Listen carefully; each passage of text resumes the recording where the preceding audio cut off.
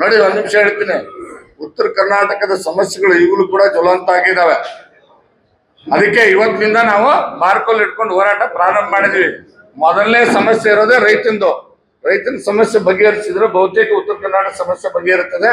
ಅದಕ್ಕೆ ಇವತ್ತಿನಿಂದ ಏನ್ ನಾವು ಹೋರಾಟ ಪ್ರಾರಂಭ ಮಾಡಿದ್ದೇವೆ, ಇದು ಮುಂದಿನ 2 ವರ್ಷ 3 ವರ್ಷ ಏನು ಸರ್ಕಾರ ಮನೆ ಕಳಿಸೋವರೆಗೆ ನಿರಂತರವಾಗಿ ಹೋರಾಟ ಮಾಡ್ತೇವೆ. ಇದು ಬೆಳಗಾವಿಯಿಂದ ಏನು ಪ್ರಾರಂಭ ಆಗಿದೆ, ಇದು ನಿಲ್ಲೋದಿಲ್ಲ. ಏನ್ ಮುಂದಿನ ಅಧಿವೇಶನ ಬರುತ್ತಲ್ಲ, ಈ ಅಧಿವೇಶನದಲ್ಲಿ ನೋಡಿದ್ರಂತೆ ಈ ಸರ್ಕಾರನ ಬಟ್ಟೆ ಬಿಚ್ಚಿಸಿ ಜನರ ಮುಂದೆ ಬಹಿರಂಗವಾಗಿ ಬತ್ತಲೆ ಮಾಡದೆ ಹೋದ್ರೆ ನಮ್ಮ ಹೋರಾಟ ಆ ದಿಸೆಯಲ್ಲಿ ಹೋರಾಟ ಪ್ರಾರಂಭ ಆಗಿದೆ, ಕಂಟಿನ್ಯೂ ಮಾಡ್ತೀವಿ. ನಾನು ಯಾವತ್ತೂ ಕೇಳಿಲ್ಲ, ಇದ್ರ ಕೇಳಿ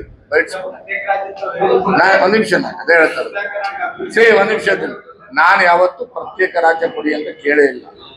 ಆದ್ರೆ ಒಂದೇ ನಿಮಿಷ, ನಾನು ಬಹುಶಃ ನನಗೆ ಹೇಳ್ತೀನಿ, ನಾನು ಮಾಧ್ಯಮದ ಸ್ನೇಹಿತರಲ್ಲಿ ವಿನಂತಿ ಮಾಡ್ತೀನಿ. ಉತ್ತರ 2008ರಿಂದ ನಾನು 15 ವರ್ಷ MLA ಇದ್ದೆ. ಪ್ರತಿಯೊಂದು ಅಧಿವೇಶನದಲ್ಲಿ ಎಷ್ಟು ಅಧಿವೇಶನ ನಡೆದಾವ, ಎಲ್ಲಾ ಅಧಿವೇಶನದಲ್ಲಿ ರೂಲ್ 69ನಲ್ಲಿ ಉತ್ತರ ಕರ್ನಾಟಕದ ವಿಷಯಗಳನ್ನು ತಂದು ನಿರ್ದಾಕ್ಷಿಣ್ಯವಾಗಿ ಆಡಳಿತ ಪಕ್ಷದಲ್ಲಿ ವಿರೋಧ ಪಕ್ಷದಲ್ಲಿ ಹೋರಾಟ ಮಾಡಿದವನು, ಜನರ ಸಮಸ್ಯೆಗಳನ್ನ ವಿಧಾನಸಭೆಯಲ್ಲಿ ಇಡ್ತಕ್ಕಂಥ ಕೆಲಸ ಮಾಡಿದವನು AS ಪಾಟೀಲ್ ನಡಹಳ್ಳಿ. ಇದನ್ನ ನೀವು ಮೆಚ್ಚಿರಿ ಅಂತ ಅನ್ಕೊಂಡಿದ್ದೀನಿ. ನನ್ನೂ ಕೂಡ ನೀವು ಉತ್ತರ ಕರ್ನಾಟಕದ ನಾಯಕನನ್ನ ಮಾಡೋದಕ್ಕೆ ನೀವೆಲ್ಲರೂ ಕೂಡ ಮುಂದಾಗ್ರಿ. ನಾನು ಉತ್ತರ ಕನ್ನಡ ಸಮಸ್ಯೆ ತಗೊಂಡು ಹೋರಾಟಕ್ಕೆ ಇಳಿದಿದ್ದೀನಿ. ನನ್ನ ಜೊತೆ ನೀವಿದ್ರೆ ಖಂಡಿತವಾಗಲೂ ಕೂಡ ಸಮಸ್ಯೆ ಪರಿಹಾರ ಮಾಡ್ತೀನಿ.